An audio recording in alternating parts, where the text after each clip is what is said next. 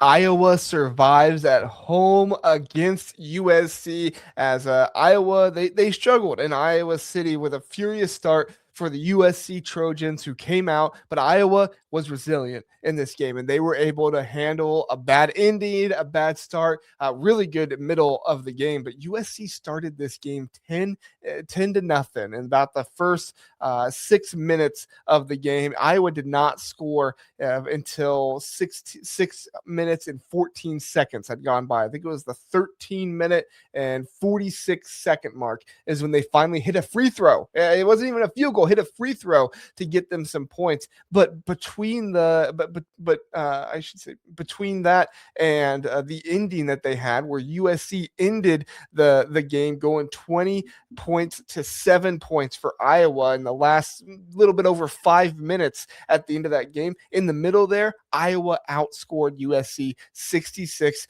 to 42. Tavion Banks and Bennett Stirtz both had 20 points in this game. Alvaro Folgueiras, he scored 10 points in the second half alone. Banks fouled out in this game, and after Banks, not after he fouled out, but after he went out, he came back in for another minute and then fouled out after that. But after he kind of went out one of the final times, that was when Alvaro was able to step in and score 7 huge points for this team, 10 points overall in the second half. When you look at some of the key stats in this game, Iowa didn't shoot all that well, 42% from the field. Not a great offensive night. USC did a really good job of utilizing their length and utilizing their athleticism to take away Bennett Stirtz. Now, Bennett Stirtz still got his. He still got to the free throw line. That's the kind of guy he is. That's the kind of player he is. But they also only shot 32% from three. You just weren't getting a ton of production from the 3-point line. But what do? They get offensive rebounds. 12 offensive rebounds in this game. 16 fast break points. The fast break points were key, not necessarily because there were a ton of them. 16 is a good amount of fast break points, but because of when you got them. We'll go over that in a little bit. But when you got them, and then also 22 free throw attempts in this game, shot 86% from the free throw line. Those free throw attempts came in handy at the end. We'll talk about that a little bit later on, with the bad foul by USC. But hitting your free throws, doing a good job with that. It was imperative because it was a really poor start for Iowa at the beginning of this game. I mean, they had turnovers, they were committing fouls, 0 points, like I said, for about the first 6 minutes of the game. Al has to start better on offense. He is too good of a player to go cold for that long and to wait to score the majority of his points in the second half. And he is too important offensively for this team. Does he have to score 20, 30 points a game? No, he doesn't have to, but you can't wait to the second half to get the majority of your points. They need to do a better job. He needs to do a better job, and the offense needs to do a better job of putting him in position.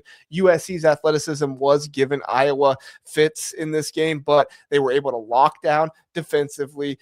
Despite the cold offense, Iowa's defense locked in and kept USC at just 10 points until the 13-minute and 33-second mark. So, about 6.5 minutes into this game, USC only has 10 points. There's a lot of teams that would have not gave up defensively, but really struggled defensively because the offense wasn't there, hung their head. But that's not what you saw from this Iowa team. You saw a resilient Iowa team that continued to put their foot forward, continued to play strong defense, and the defense started creating for their offense. Iowa made 2 shots in their half-court offense. Get this, 2 shots in their half-court offense tonight from with 3.5 minutes left in the first half.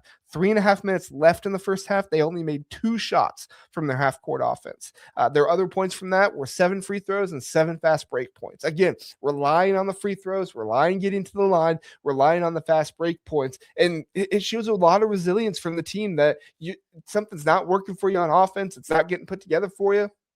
It's not going together for you in the half court. You're only getting 2 field goals there. All right, let's get to the line. Let's get out in the fast break. Let's really go for it. And USC, they made it difficult in the fast break as well. A couple chase down blocks. They're, like I said, they have length, they have athleticism. It's difficult with this USC team, but Iowa continued to battle. This Iowa team had one of the worst starts of the season and had every reason to be down double digits going into the second half. But instead, they drew fouls, they played tough defense, they got turnovers, and they forced their transition offense on USC, got out and running. And by the time halftime came, Iowa only trailed by 1 point, 28-27 at the half. Considering the way it started, considering the way they were shooting, that is a fantastic way to go into the second half. And even more fantastic, they started the second half on a 10-0 run in the second half with threes from Al and Stirtz in that. I mean, it was kind of like smooth sailing there for a while. Like I said, in between those two runs by USC, they outscored them 66-42. And I started, kind of not nodding off, but like just maybe not paying as much attention because I'm like, okay, Iowa's got this, no big deal. Excuse me. And then you saw Banks get his fourth foul. And that's when Banks had to come out with about 8.5 minutes left in the game. At that point, that's when the offense for Iowa really started to take a hit. Only four field goals without Banks the rest of the game. Now, he did come in for about a minute later on, but he got himself a foul. And actually, they didn't score a single time in that minute that he was left in the game.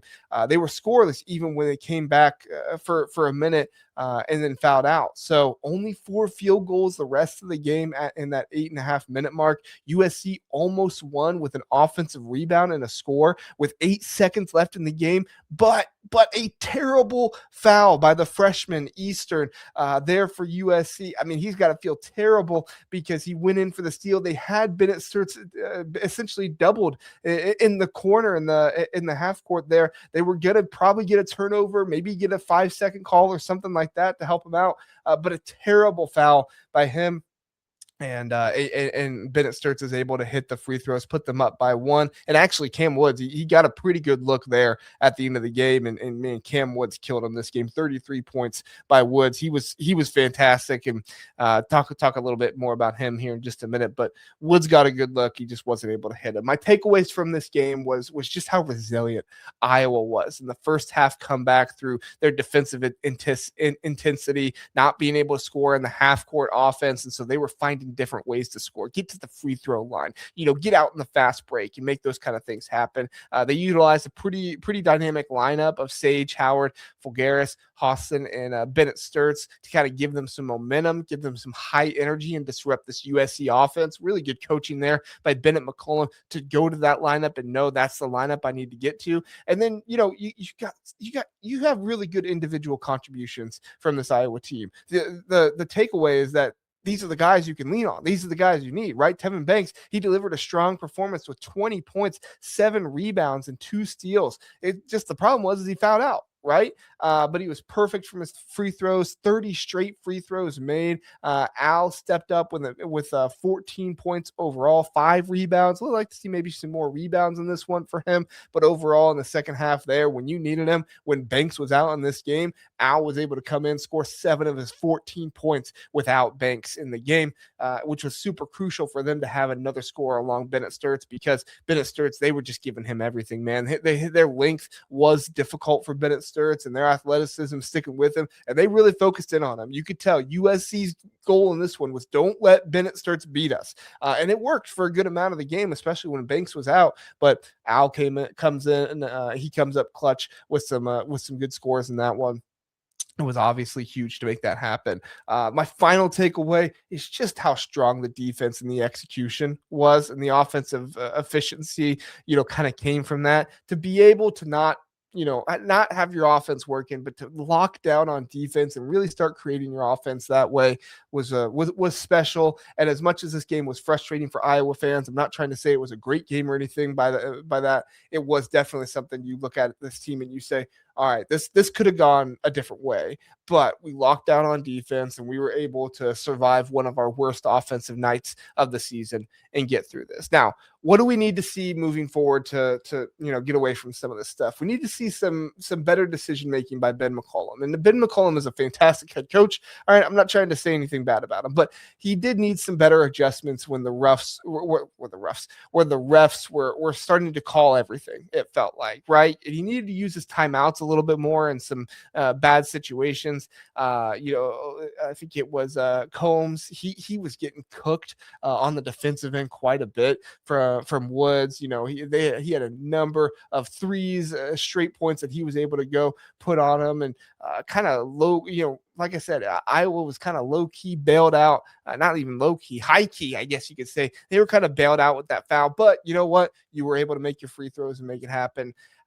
To me, with this Iowa team, I'm going to continue to look at the late game execution. Has to be stronger for this team. And they have gotten stronger. I'm going to end, like that Rutgers game. They were able to finish that one out and get the win there.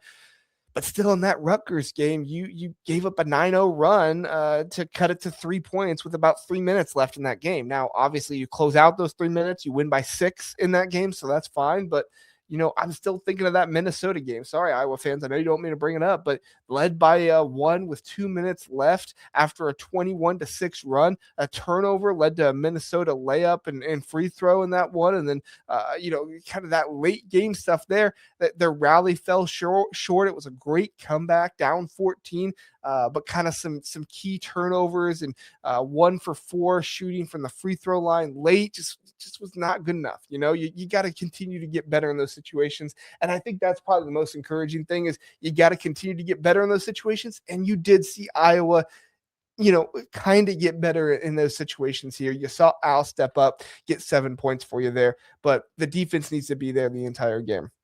Especially when Banks goes out with a foul, whatever you have to do, the defense has to be there the entire game. And yes, USC bailed you out with a foul on that one, but you can't rely on that. USC, they're a good team, but they're a little undisciplined and just having a hard time kind of putting it all together.